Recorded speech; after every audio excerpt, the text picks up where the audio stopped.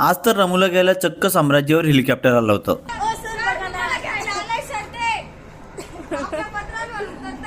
असं मी नाही, माझ्या विद्यार्थिनी म्हणत होती। नमस्कार, मी आपला लाडका रामू। सकाळी बजरंगबलींचे आशीर्वाद घेऊन रनिंग झाले की सपाट्याला सुरुवात करतो। सपाटे मारण्यासाठी तुम्हाला सरळ उभे राहावे लागतात आणि एकाच वेळी बैठक आणि न उठता लगेच जोर मारावे लागतात। जलद गतीने कंटिन्युअसली ते तुम्हाला मारत राहावे लागतात। सपाटे मारल्यावर दम वाटतो, छाती, खांदे, मांड्या मजबूत होतात, भूक वाटते, कमरेवरील पोटावरील अनावश्यक चरबी कमी होते। ते सर्व झालं की आपल्या साम्राज्यावरील संघटना म्हणते की आपला पण व्हिडिओ घ्या। मग त्यांची क्लास झाली की आपल्या साम्राज्याचे कोबा फुटलेले असतो। मग तिथं रामू हा मिस्त्री बनतो। अरे मिस्त्री नाही रे, सिव्हिल इंजिनियर म्हणा। तुम्ही तुमच्या मिस्त्रींना हा व्हिडिओ पाठवा। आता तुम्हाला माहितीच आहे रामू हा मल्टी टॅलेंटेड आहे। सिव्हिल इंजिनियरचे काम झालं की आता इलेक्ट्रिकल इंजिनियर बनून जातो। आपल्या साम्राज्यावर डिजिटल बोर्डाचे कनेक्शन फिट करायचे होते, मग ते रामू स्वतः करून घेतो। कोणत्याही इलेक्ट्रिकल इंजिनियरला बोलवायची गरज राहत नाही। आता एवढं मल्टी टॅलेंटेड माणूस जो सर्व इंजिनिअरिंगचे काम करून घेतो, त्याला हेलिकॉप्टर घ्यायला येणे हे साहजिकच आहे।